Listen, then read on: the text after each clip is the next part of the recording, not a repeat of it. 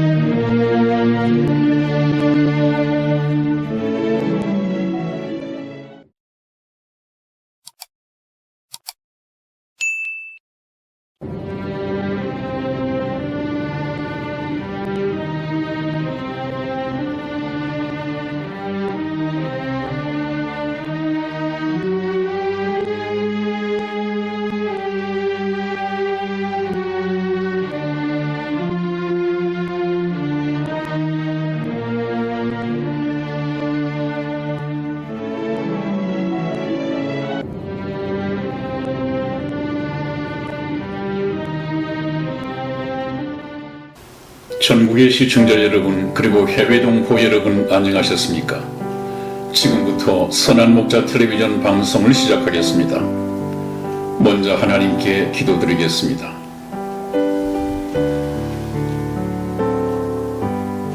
여호와는 나의 목자시니 내가 부족함이 없으리로다. 그가 나를 푸른 초장에 누이시며 쉴만한 물가로 인도하시는도다. 내 영혼을 소생시키시고 자기 이름을 위하여 의의 길로 인도하시는도다. 내가 사망의 음침한 골짜기로 다닐지라도 해를 두려워하지 않을 것은 주께서 나와 함께 하심이라. 주의 지팡이와 막대기가 나를 안위하시나이다. 주께서 내 원수의 목전에서 내게 상을 베푸시고 기름으로 내 머리에 바르셨으니 내 자리 넘치나이다. 나의 평생의 선하심과 인자하심이 정녕 나를 따르리니 내가 여호와의 집에 영원히 거하리로다. 아멘. 아멘. 선한 목자 되시는 하나님 아버지,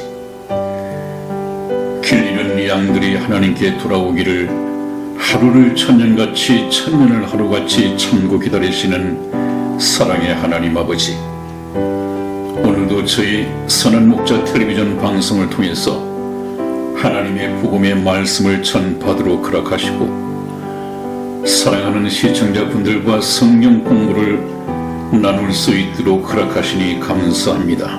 아멘. 하나님, 저희 가운데 한 사람도 주님 오시는 날 이루어지는 영혼이 없도록 챙겨주시고 능력의 오른팔로 붙잡아 주시옵소서.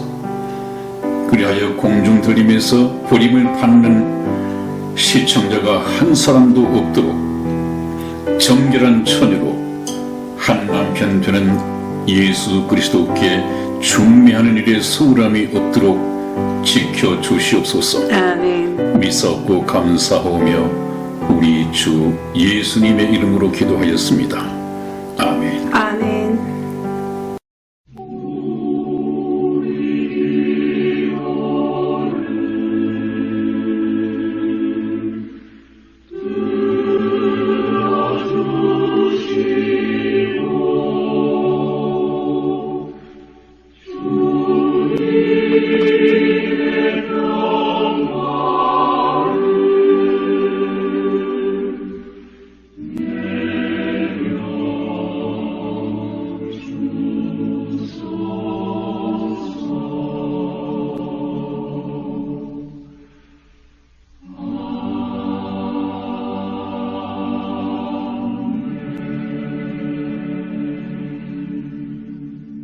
네, 여러분, 오늘 주제의 말씀을 드리기 전에 먼저 지난번 시간에 공부했던 것을 잠시 다시 한번 언급을 하겠습니다. 왜냐하면 이러한 설명은 성경 주석서에서도 쉽게 만나볼 수가 없고 아마 교회 설교 말씀에서도 쉽게 만나볼 수가 없기 때문입니다. 그래서 제가 발견하고 문제로 제기한 아주 중요한 이 문제를 다시 한번 언급을 하겠습니다. 우리는 원죄의 결과 속에서 살고 있다고 하는 것은 말씀을 드렸습니다. 원죄의 결과는 바로 영적인 사망이 초래한 것이고, 영적인 사망이라고 하는 것은 생명의 근원이 되시는 하나님과 생명의 근원을 떠나서는 영원히 살 수 없는 우리 인간과 분리되는 것이 바로 영적인 사망이라고 했습니다. 그래서 우리는 창세기에서 에덴 동산에서 추방당한다 하는 것을 그냥 지리적으로, 그냥 물리적으로 떠나는 것으로만 이렇게 생각을 했는데, 그것에 대한 영적인 의미를 놓치고 있단 말이죠. 그 영적인 의미가 무엇이냐 하면 바로 하나님의 생명에서 떠나 사는 것입니다. 그것을 제가 저기 어항 속의 물고기를 비유해서 말씀을 드렸죠. 저 뛰쳐나가는 물고기는 어항 속의 물을 떠나서는 살 수 없도록 되어 있습니다. 그런데 저 물고기가 생명의 근원인 어항을 빠져나갔습니다. 그래서 땅바닥에 떨어져서 팔딱거리고 있지만 이미 저 물고기는 죽음이 시작이 되었습니다. 왜냐하면 물에서부터 떠나는 그 순간 죽어가기 시작하고 있습니다. 지금은 살아있는 것처럼 보이지만 말입니다. 그러다가 얼마가 지나면 바로 영원히 죽고 말게 될 것입니다. 우리 인생도 그러합니다. 우리 인생의 생명의 근원, 영원한 생명의 근원은 바로 하나님이십니다. 그런데 우리 인간이 하나님을 떠나서는 영원히 살 수 없는 존재임에도 불구하고 저 금붕어처럼 이 생명의 근원을 떠나버렸습니다. 그것이 무엇입니까? 에덴 동산에서 추방당하는 것입니다. 하나님과 격리되는 것입니다. 그렇게 된 우리는 저 바닥에 떨어진 물고기처럼 7, 80년을 살다가 결국은 죽어가도록 되어 있습니다. 이것은 하나님께서 정하신 것이죠. 우리의 연수가 70이요 강건하면 80이라도 그 연수의 자랑은 수고와 슬픔뿐이니 우리가 신속기간이 날아가나이다. 그런 말씀이 시편 90편 10절에 있다고 제가 말씀을 드렸습니다.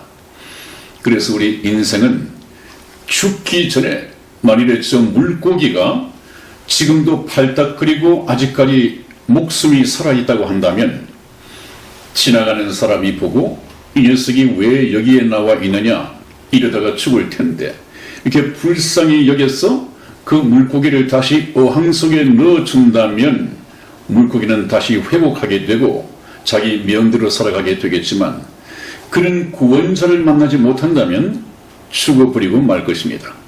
우리 인생도 그러합니다. 7, 80년 사는 동안에 다시 생명의 근원인 하나님 안으로 인도해주는 구원자를 만나지 못한다면 우리는 결국 죽어서 심판을 받고 영원한 불못에 갈 수밖에 없습니다. 그래서 저와 여러분들은 육체가 흙으로 돌아가기 전에 우리 속에 있는 이 신이 그 주신 하나님께로 돌아가기 전에 반드시 기억하고 해결해야 하는 문제가 있습니다. 그것이 무엇이냐 하면 구원자이신 예수 그리스도를 만나는 것입니다. 그래서 두 번째 주제는 우리는 반드시 하나님께로 돌아가야 한다는 것입니다. 그 바닥에 떨어졌던 물고기가 지금 어떤 구원자에 의해서 떠나왔던 이 생명의 근원인 어항 속으로 다시 들어가는 것을 보게 됩니다. 그것을 생명 얻는 회개라고 제가 말씀을 드리겠습니다.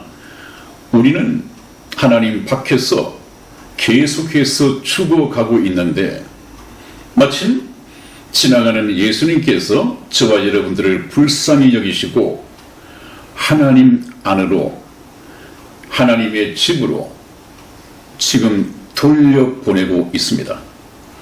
그런데 저 물고기와 인간은 다르죠. 물고기는 어떤 의지력이 없지만 우리 인간은 선택의 자유가 있고 의지력이 있습니다.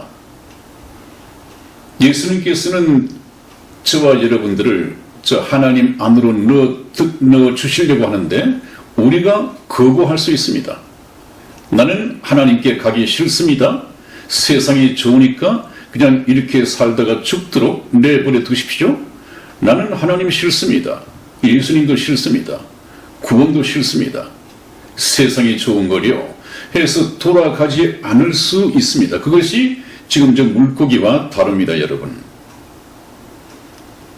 저와 여러분들이 왜 하나님께 돌아가기를 싫어하는가 하는 것은 나중에 다시 말씀을 드리겠습니다만은 저와 여러분들은 여전히 선택의 자유가 있습니다. 선택의 자유가 주어져야 합니다. 왜냐하면 하나님께서는 여전히 사랑의 짝을 구하고 계시기 때문에 지금 저 죽어가고 있는 물고기를 불쌍히 하나님 편에서는 불쌍히 여겨서 데려오고 싶으나 강제로 데려올 수는 없습니다. 그렇게 되면 제가 뭐라고 했습니까? 사랑의 짝을 합법적으로 구하는 것이 아니라 이것은 강제, 성폭행이고 강간이라고 말씀드렸죠. 그러니까 하나님의 고민이 거기에 있습니다. 그러나 정말로 천국 가기를 원했던 사람이 있다면 예수님을 만나서 정말 저를 천국에 데려가 주십시오. 저는 하나님 안에서 살고 싶습니다. 이렇게 되는 사람들은 구원자 되신 예수 그리스도를 따라서 당연히 하나님 아버지께로 돌아가겠죠. 그것이 바로 생명 얻는 회개입니다.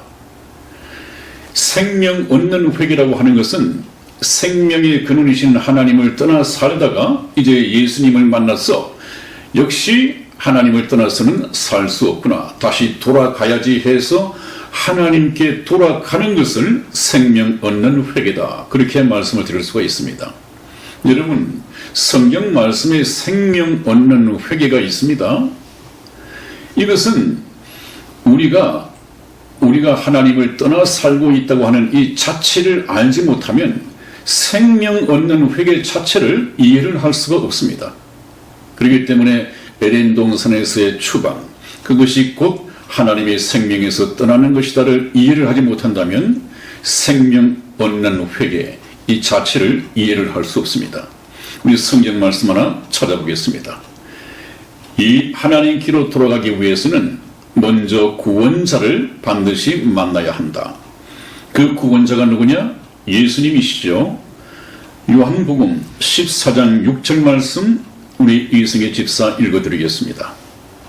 예수께서 가라사대 내가 곧 길이요 진리요 생명이니 나로 말미암지 않고는 아버지께로 올 자가 없느니라. 아멘. 굉장히 중요한 말씀이죠. 우리가 천국을 가기 위해서는 바로 길이요 진리요 생명이신 예수님께로 가야 합니다. 그러면 그 예수님께서 저와 여러분들을 천국으로 인도해 주실 것입니다. 일단 이 역사 속에 오셨던 그 예수님을 만나야 합니다. 그래서 예수께서 가라사대 내가 곧 그 길이요 I am the way라고 되어 있습니다. 그 길이요. 그 길은 무슨 길입니까? 천국 가는 길. 또 진리요 the truth라고 되어 있습니다. 그 진리요 the life 그 생명이다. 그 생명은 영원한 생명을 말하는 것입니다. 그러므로 이 모든 것이 다 예수님께로 가면 예수님께서 해결해 주시게 되어 있습니다. 우리가 보이지 않는 하나님은 만날 수 없지만 이 땅의 역사 속에 왔다 가셨던, 그래서 발자취를 남기시고 가르침을 남기신 이 예수님께로 가면 예수님께서 저와 여러분들을 천국으로 인도해 주실 것입니다.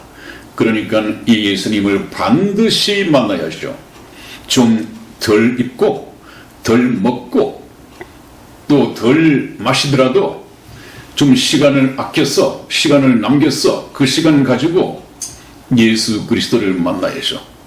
만나기 위해서는 예수 그리스도께서 계신 성경 말씀을 들어야 되고 성경 말씀을 배워야 되고 또 하나님께서 사신 생명의 말씀이 있는 하나님께로부터 보내심을 받은 목사가 시무를 하는 그 교회를 찾아서 이 문제를 해결해 나가야 합니다. 나로 말미암지 않고는 아버지께로 올 자가 없느니라 그랬습니다. 유일한 길입니다. 천국 갈 수 있는 유일한 길입니다. 또 한 번 주의 말씀을 드릴까요? 여러분, 오늘날 천국 가는 길이 예수님께 가는 것만 아니라 다른 길도 많다. 다른 종교에도 구원의 길이 있고, 예를 든다면 부산에서 서울을 가는데 경부 고속도로도 있고 국도도 있고 고속버스로 기찻길로도 갈 수 있고 여러 길이 있다. 불교가 됐든 이슬람이 됐든 힌두교가 됐든 이 세상의 어떤 종교도 나름대로 구원의 길이 있다. 이것이 무엇입니까? WCC나 또 로만 캐톨릭에서 말하는 종교 다원주의입니다. 구원의 길이 오직 유일한 길이 아니라 구원의 길은 많이 있다.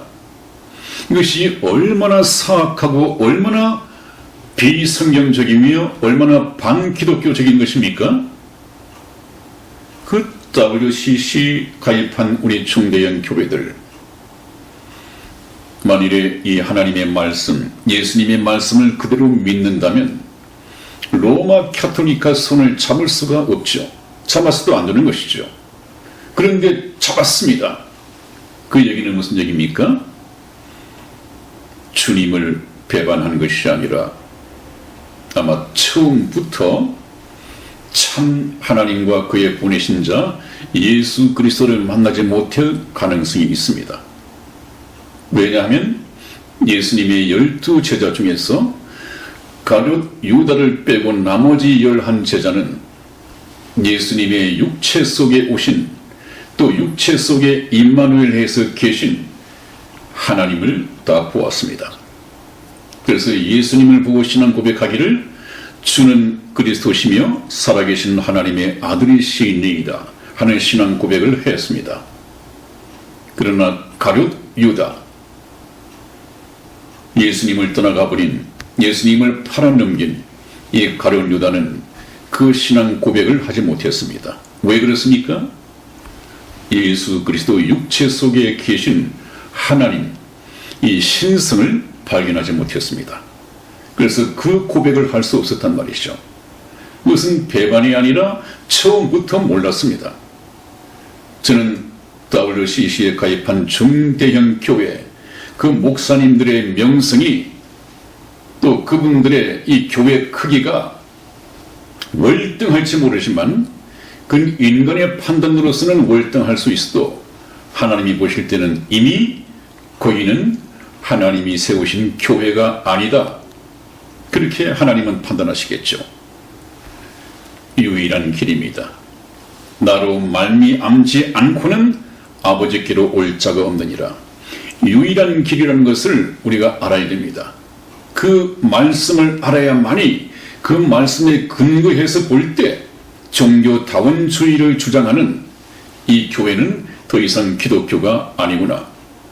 이것을 우리가 가려낼 수가 있죠. 분별력이 생길 수 있죠.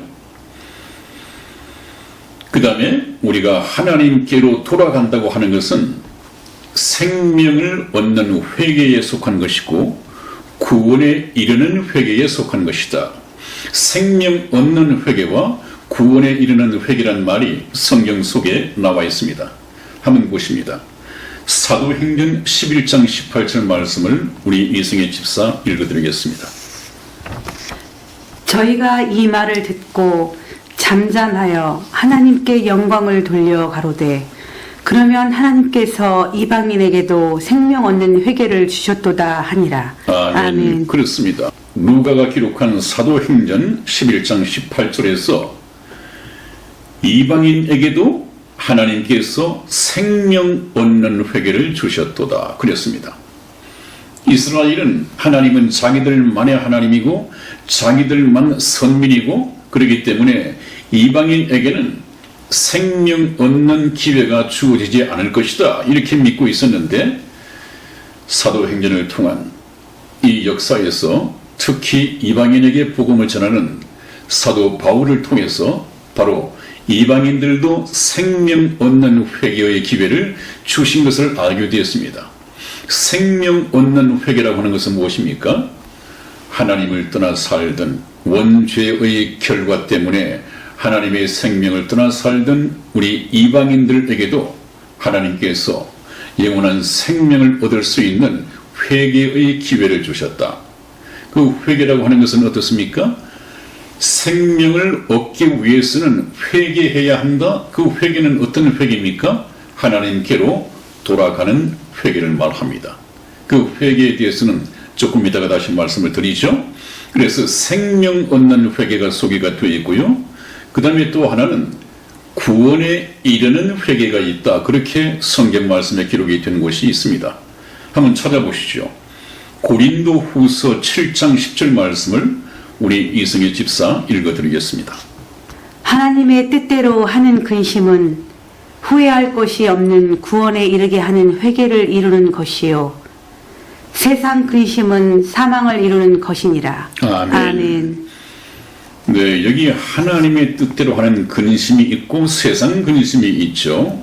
이 세상 근심은 역시 무엇을 먹을까, 무엇을 입을까, 무엇을 마실까 하는 이런 것들에 대한 근심입니다.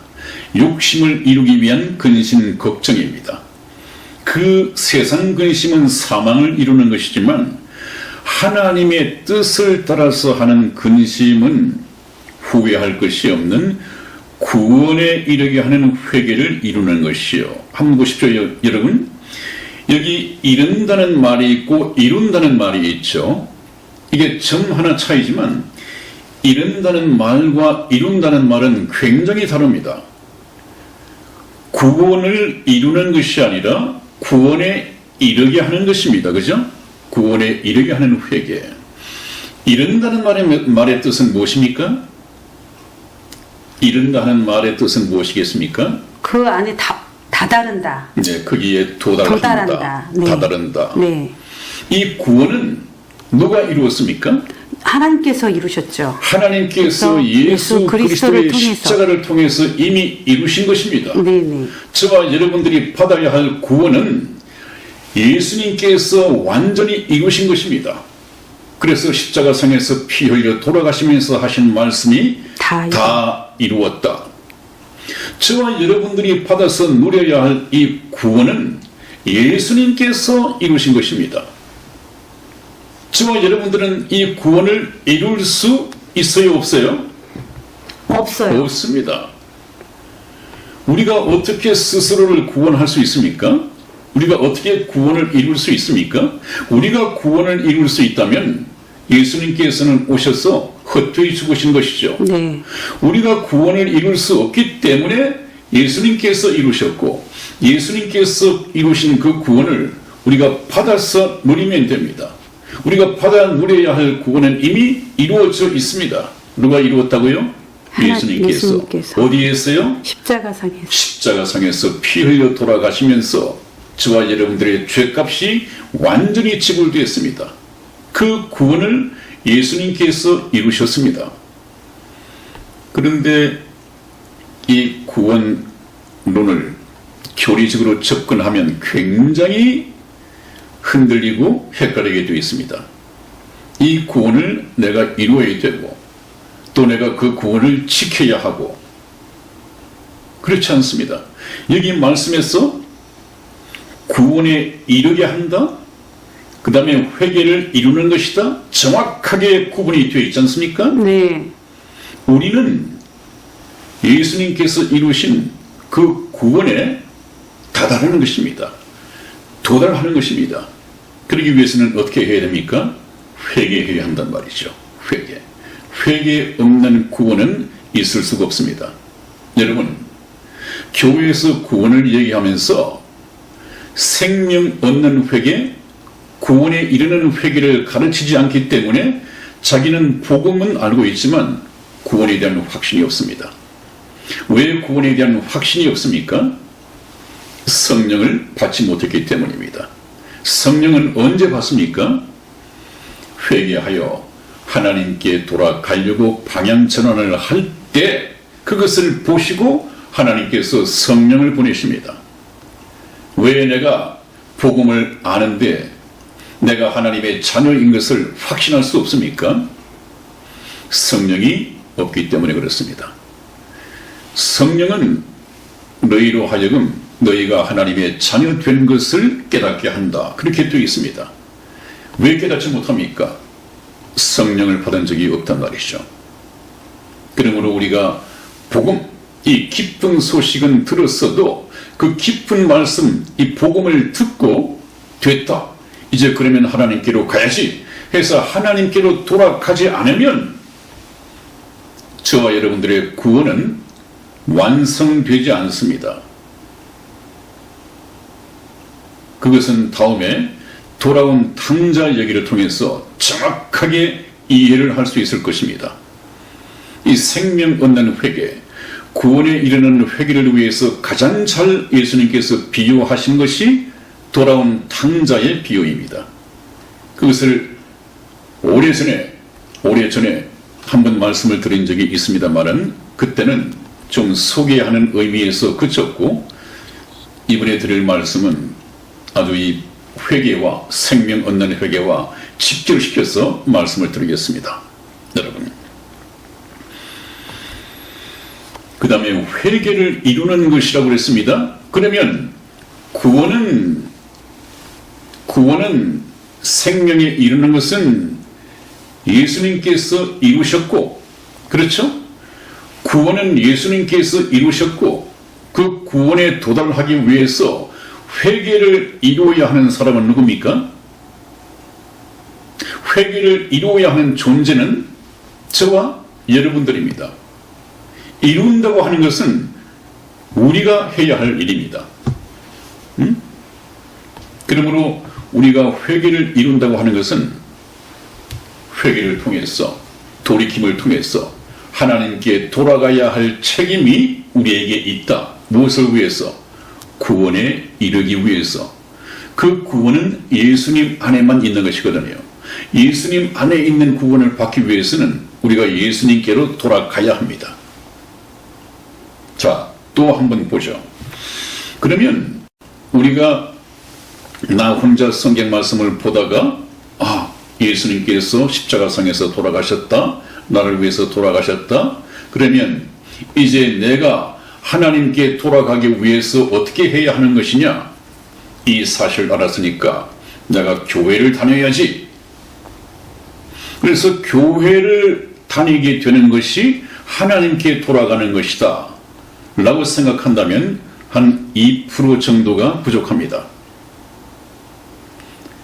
하나님께 돌아간다고 하는 것은 어느 교회당을 정해놓고 거기에 출석하는 것을 의미하는 것이 아닙니다. 그러면 돌아간다고 하는 것이 무엇이냐? 이것은 제가 복음 시간에 다시 말씀을 드릴 것입니다. 저번에 영광님께서 그렇게 물어보셨죠. 이 복음을 선물로 어린아이처럼 단순히 믿고 받아들이면 되느냐라고 했는데 거의 20%가 부족하다고 제가 말씀을 드렸습니다. 그것은 기쁜 소식, 이 복음을 듣고 그 복음을 믿고 회개하는 과정이 남아 있습니다. 왜 그 회개를 가르치지 못하느냐 하면 에덴 동산에서 추방당한, 격리 수용된 이 격리가 무엇을 의미하는지, 추방이 무엇을 의미하는지, 영적인 사망이 무엇을 의미하는지를 모르기 때문에 생명 얻는 회개란 말을 이해하기가 힘듭니다. 반드시 저와 여러분들은 하나님의 생명을 떠나서 살고 있기 때문에 구원을 완성시키기 위해서는 기쁜 복음의 소식을 접하고 하나님께로 돌아가야 한다는 것을 다시 한번 강조를 드리겠습니다. 그렇다면 이번에는 회개에 대한 두 종류가 성경 말씀에 나오죠. 두 종류. 맨 먼저 금방 말씀드린 생명을 얻는 회개, 구원에 이르는 회개가 있습니다. 이것은 누구에게 해당이 되는 것이겠습니까? 이것은 죄인에게. 죄인들에게 해당이 되는 것입니다. 아직까지 구원받지 못한 죄인들이 하나님 나라에 들어가기 위해서는 반드시 생명 얻는 회개, 구원에 이르는 회개를 해야 합니다. 그것은 바로 죄인에게만 해당이 되는 것인데, 죄인이 이제 의인이 되기 위해서, 영원한 생명을 얻기 위해서 하나님께로 돌아가는 것인데, 저 생명 얻는 회개, 구원에 이르는 회개는 평생에 단 한 번 하는 것입니다. 삶의 방향을 180도 방향 전환하는 것입니다. 내가 예수님을 알고 믿기 전에, 예수님께 돌아가기 전에 옛사람, 죄인된 옛사람으로서 살아갈 때의 내 인생의 목적과 내 인생의 가치와 내 인생의 방향, 이것과 하나님을 알고 난 후 하나님께로 돌아가고 난 이후에 새로운 나의 인생의 목적과 가치와 삶의 방향은 180도 달라질 수 있습니다. 정반대입니다. 그렇기 때문에 하나님께 속한 자이냐, 이 세상에 속한 자이냐 하는 이런 문제가 또 성경 말씀에 나오죠. 또 한번 보겠습니다.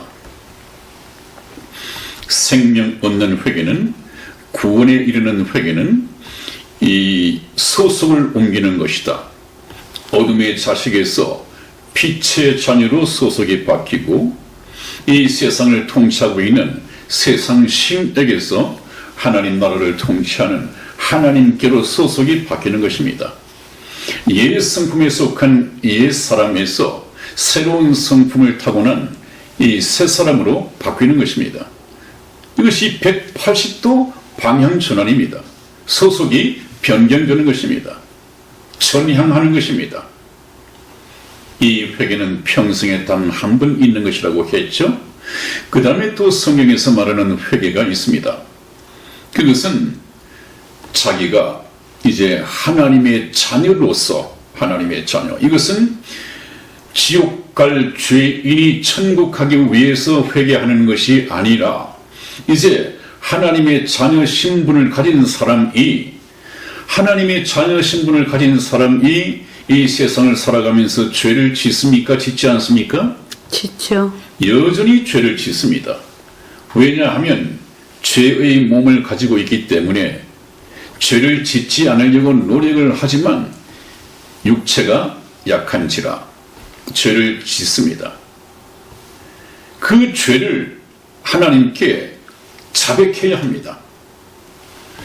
그 천주교에서는 자범죄라고 해서 그런 죄를 범하면 얼마 주기로 일주일이 됐든 전 잘 모르겠습니다만은 주기적으로 자기가 소속되어 있는 성당에 가서 신부 앞에 자기가 지은 죄를 자복한다고 그래요. 네. 그러면 또 신부가 그 또 고해성사를 듣고 어떤 벌칙으로 사도신경을 10번 외우라든지 어디에 가서 봉사를 하다든지 그렇게 하면 그 고해성사한 그 죄가 사해진다고 하는 이상한 교리를 가지고 행하고 있는데 그건 상당히 비성경적이죠. 네. 그러나 구원받은 하나님의 자녀가 지은 죄를 자백해야 됩니다. 누구에게요? 신부가 아니라 하나님. 바로 살아계신 하나님께. 그것이 요한 1서 1장 8절에서 10절까지 말씀인데 저와 우리 이승희 집사가 교독해 드리겠습니다. 8절 제가 먼저 읽겠습니다. 만일 우리가 죄 없다 하면 스스로 속이고 또 진리가 우리 속에 있지 아니할 것이요. 만일 우리가 우리 죄를 자백하면 저는 미쁘시고 의로우사 우리 죄를 사하시며 모든 불의에서 우리를 깨끗게 하실 것이요. 만일 우리가 범죄하지 아니하였다 하면 하나님을 거짓말하는 자로 만드는 것이니 또한 그의 말씀이 우리 속에 있지 아니하니라 그랬습니다. 아멘. 하나님께서 말씀하시기를 구원받은 하나님의 자녀라 하더라도 여전히 죄를 범한다. 그 죄는 어떻게 해결할 수 있느냐? 여러분들, 우리가 태어나서부터 죽을 때까지 짓는 죄, 지옥 갈 이 죄는 어떻게 죄 사함을 받습니까? 어떻게 죄 용서를 받습니까? 예수님께서 십자가상에서 이미 다 이루었다고 하셨잖아요. 예수님께서 십자가상에서 흘리신 네, 그 보혈로. 보혈로서 우리가 죄 용서를 받을 수 있습니다. 우리의 죄값을 호리도 남기지 않고 다 갚을 수 있습니다. 네, 그 보혈 또한 구원받은 성도가 평생에 한 번 사용하는 것이 십자가 보혈입니다. 그런데 이 사실을 모르는 권사님이나 장로님이나 또 어떤 목사님들도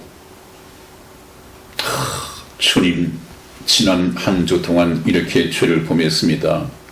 이 죄를 주님의 보혈로서 깨끗이 씻어주시고 용서해 주십시오.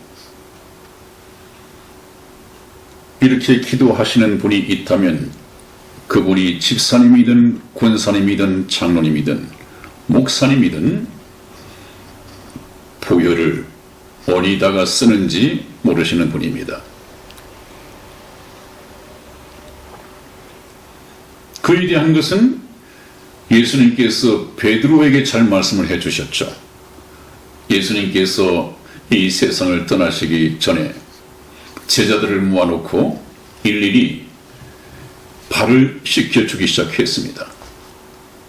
이제 베드로에게 그 차례가 다가오자 베드로는 손사래를 치면서 주님, 무슨 말씀이십니까? 저희가 주님의 발을 씻겨야지 어떻게 주님께서 저희 발을 씻기십니까? 저는 감당할 수 없습니다. 주님 됐습니다. 이렇게 거절을 했을 때 주님께서는 하신 말씀이 베드로야, 내가 너를 씻기지 아니하면 내가 나와 상관이 없느니라. 예수님께서 말씀하시는 상관의 의미가 무엇인지 베드로는 알았습니다. 깜짝 놀랐습니다. 상관이 없다니요.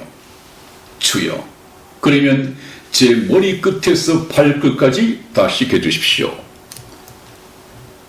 그랬더니 예수님께서 하신 말씀이 무엇이었습니까? 이미 목욕한 자에게는 씻을 것이 발밖에 없느니라. 그렇게 말씀을 했습니다.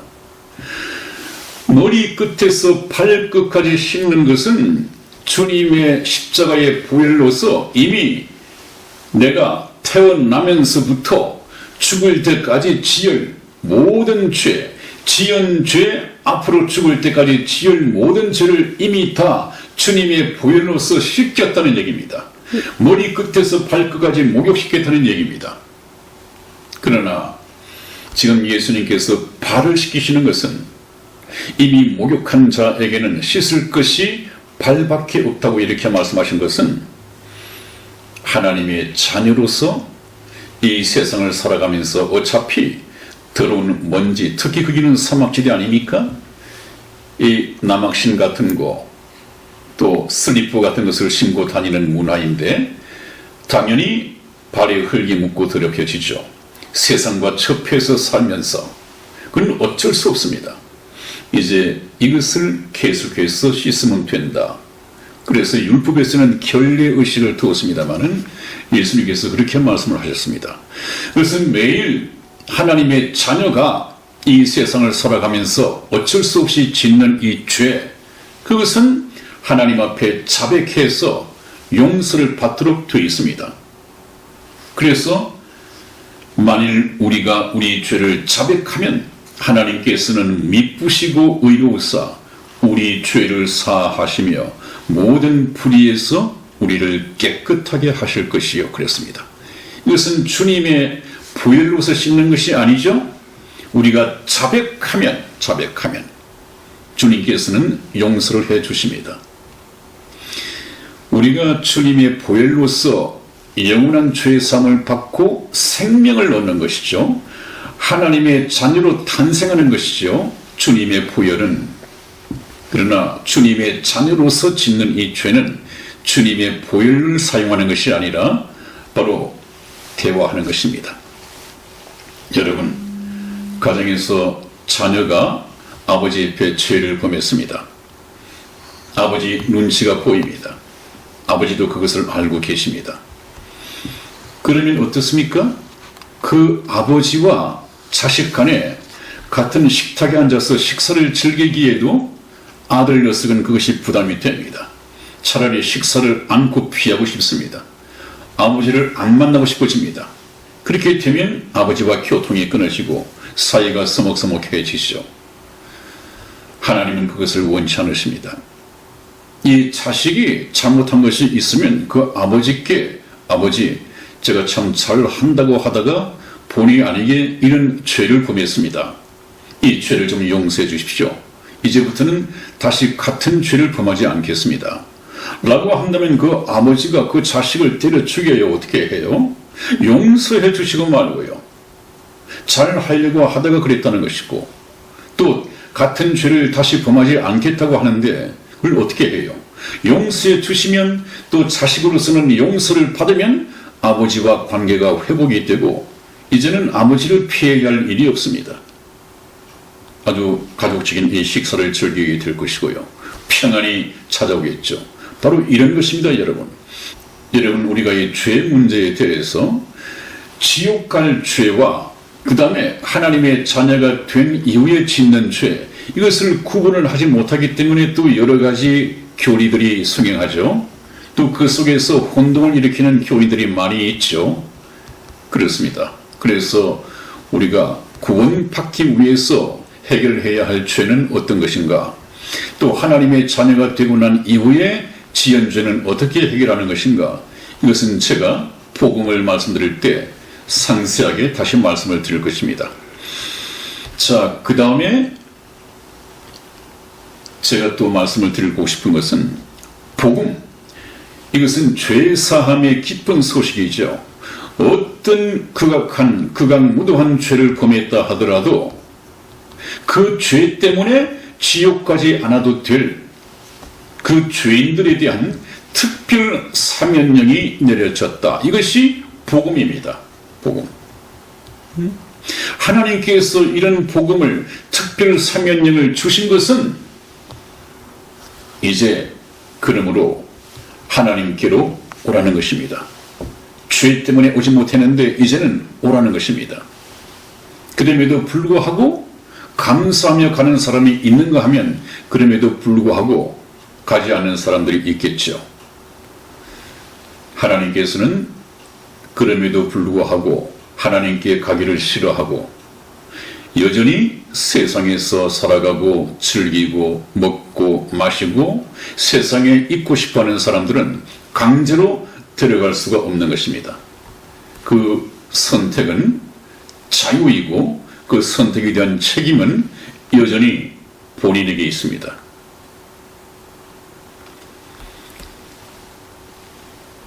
그렇기 때문에 우리가 구원받는다고 하는 것은 하나님께로 돌아가야만이 구원이 완성되어지는 것입니다. 하나님께로 돌아가야만이 우리가 구원의 옷을 받아 입을 수 있고 하나님 집에 거할 수 있는 이 조건이, 자격이 주어지는 것입니다.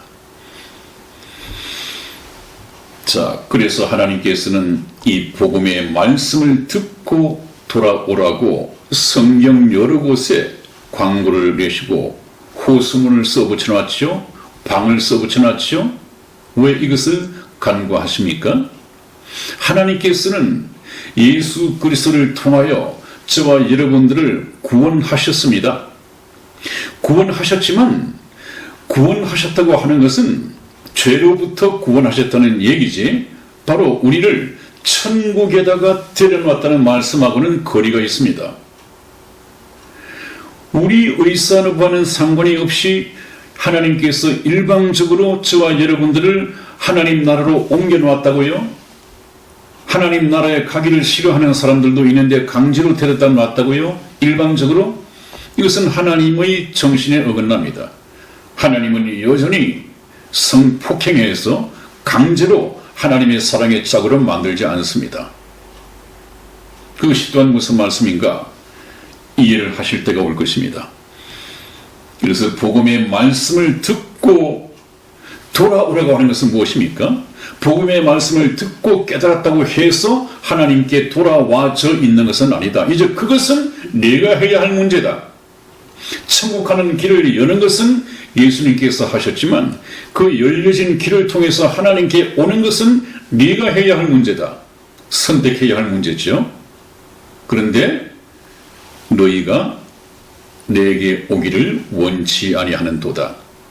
왜냐하면 너희에게 하나님의 사랑을, 너희에게 하나님을 사랑하는 마음이 없는 줄을 내가 알았노라. 왜 오지 않느냐?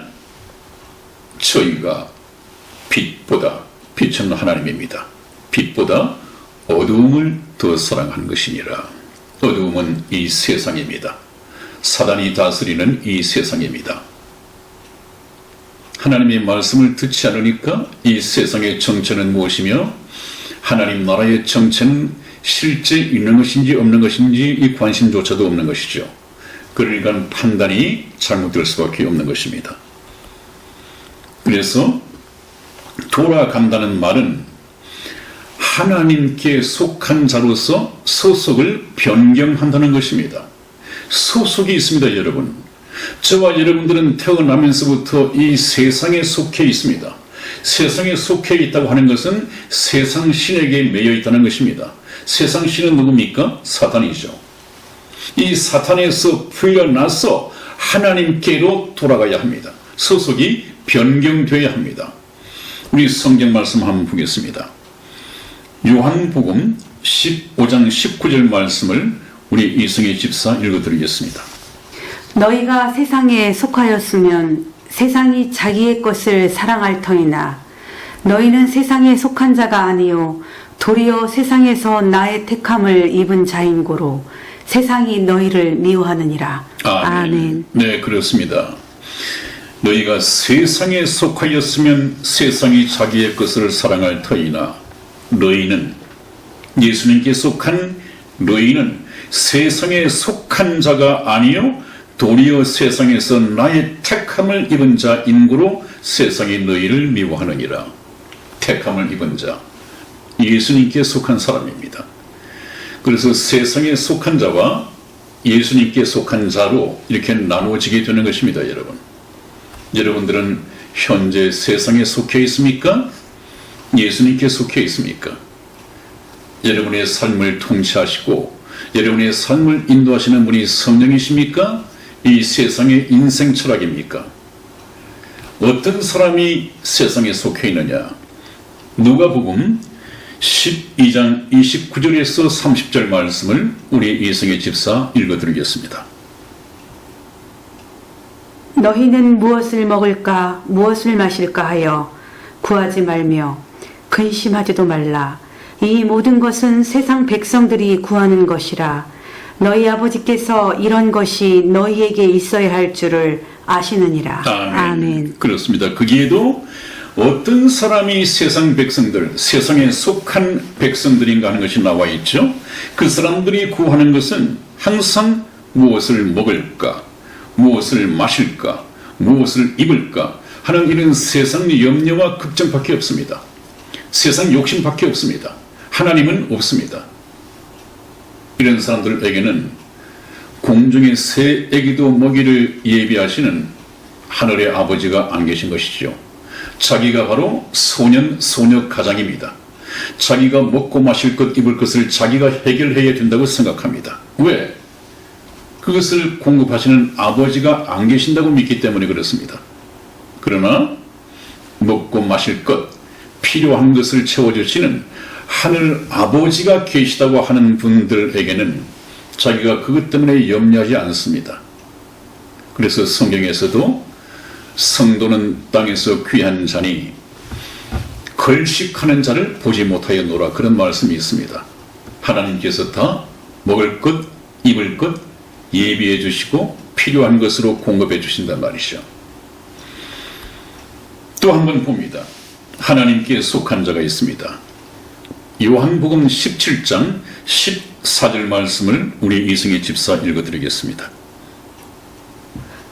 내가 아버지의 말씀을 저희에게 주었사오매 세상이 저희를 미워하였사오니 이는 내가 세상에 속하지 아니함 같이 저희도 세상에 속하지 아니함을 인함이니이다. 네, 이 세상을 떠나기 전에 예수님께서 하신 말씀이죠. 내가 세상에 속하지 아니함 같이 저희 자기를 따르는 제자들도 세상에 속하지 아니함을 인함이니이다.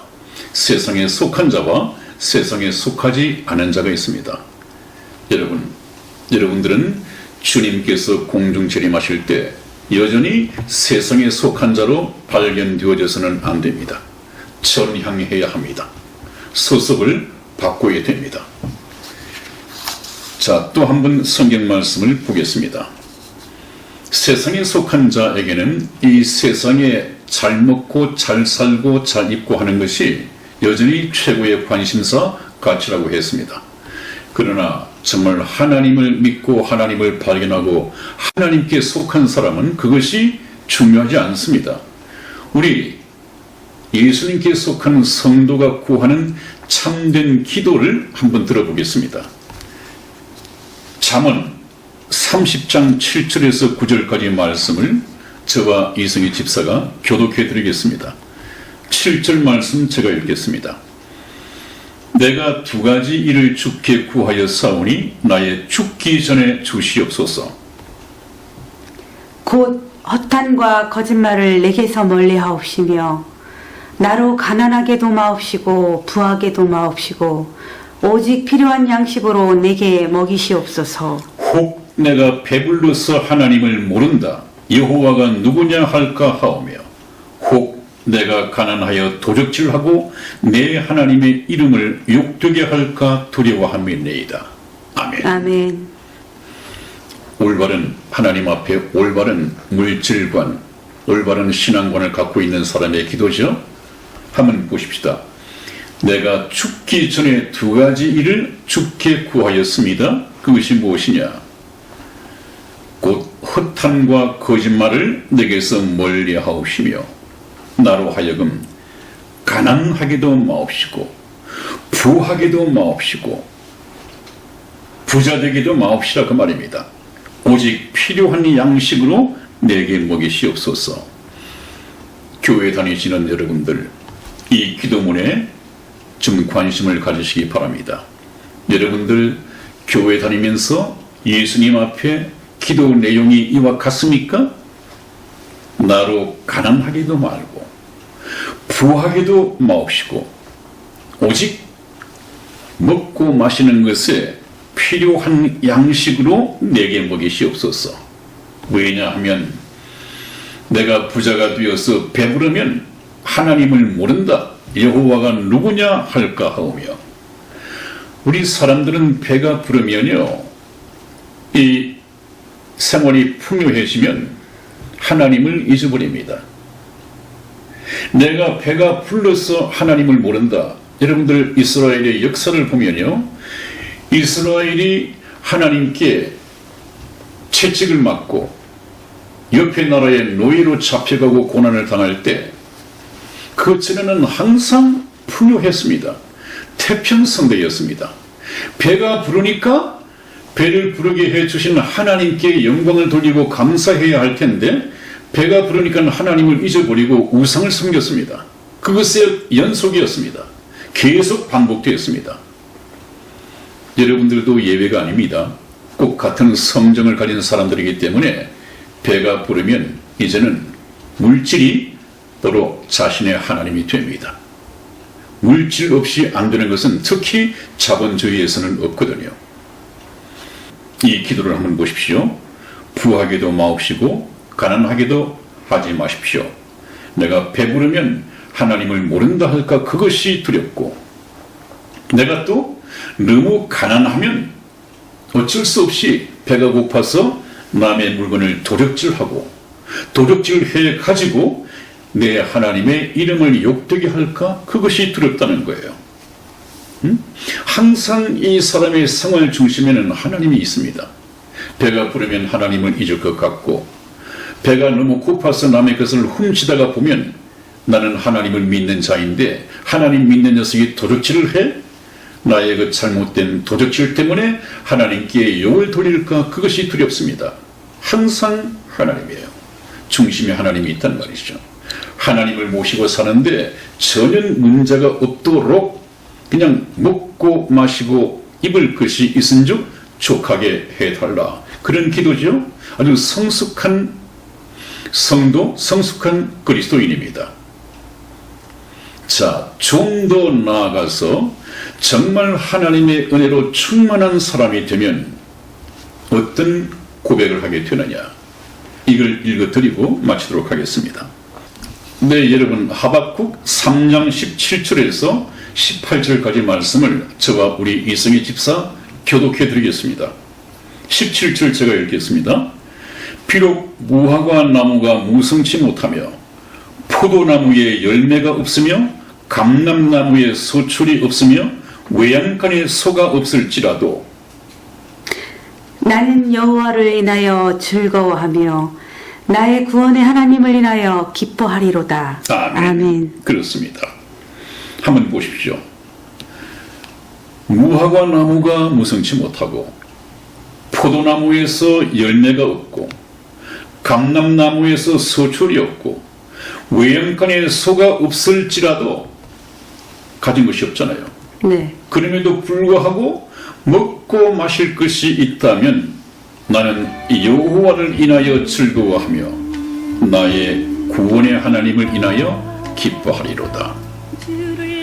얼마나 하나님으로 충만한 사람입니까?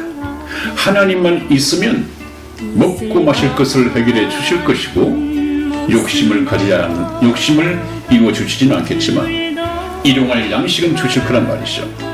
그러다가 내가 죽어서 하나님 나라에 들어간다든지 내가 살아있을 때 주님께서 공중재림하셔서 나를 데리고 간다면 그때부터는 하늘나라에서 영원 복락을 누리고 영광 중에 살 텐데 하나님 외에 무엇이 즐거움이고 무엇이 기쁨이고 무엇이 소망이겠느냐, 그런 말씀이죠. 여러분, 저와 여러분들의 물질관에 재물관에 이 가치관에 혁명적인 변화가 와야 한다고 하는 것을 제가 계속해서 말씀을 드렸습니다. 그렇지 않으면 회개를 하지 않는단 말이에요. 왜? 지킬 것이 많고 쌓아둔 것이 많으면 많은 것만큼 하나님께 가기가 힘듭니다. 그러니까 예수님께서는 좁은 문으로 들어가라고 그랬죠. 좁은 문. 왜 좁은 문입니까? 그 세상 욕심의 어떤 세상의 짐, 이것을 메고 들어갈 수 없는 곳이 바로 좁은 문, 천국 가는 길입니다. 어렵다고 하는 것은 바로 이것을 포기하고 이것을 내려놓기가 어렵다는 것입니다. 부자 되기를 원하십니까? 현재 부자로 살고 계십니까? 아까도 말씀드렸습니다마는 이 세상에 살면서 하나님께서 믿은 만큼 부자가 되게 해주겠다, 물질적인 축복을 내려주겠다, 이런 예수님은 없습니다. 그럼에도 불구하고 이런 예수가 거의 90%가 넘는 한국 교회에서 매번 소개되어지고 있습니다. 그것을 또 목사님이 축복하고 있습니다. 기복신앙에 속지 마시고 천국 가는 길이 협착하고 좁고 힘들더라도 그 길을 가야 합니다. 항상 이 영광은 고난 그 다음에 오는 것입니다. 여러분, 이 말씀을 항상 잊지 마시고 명심에 두시고 저희 말씀을 계속 들으시고, 그래서 기복신앙이 아니라 하나님께로 가는 이 생명의 길을 찾아서 천국 가시기를 주님 이름으로 축원을 드립니다. 오늘도 약속된 시간이 다 됐습니다. 여러분, 다음 만나 뵈올 때까지 건강하시고 안녕히 계십시오. 안녕히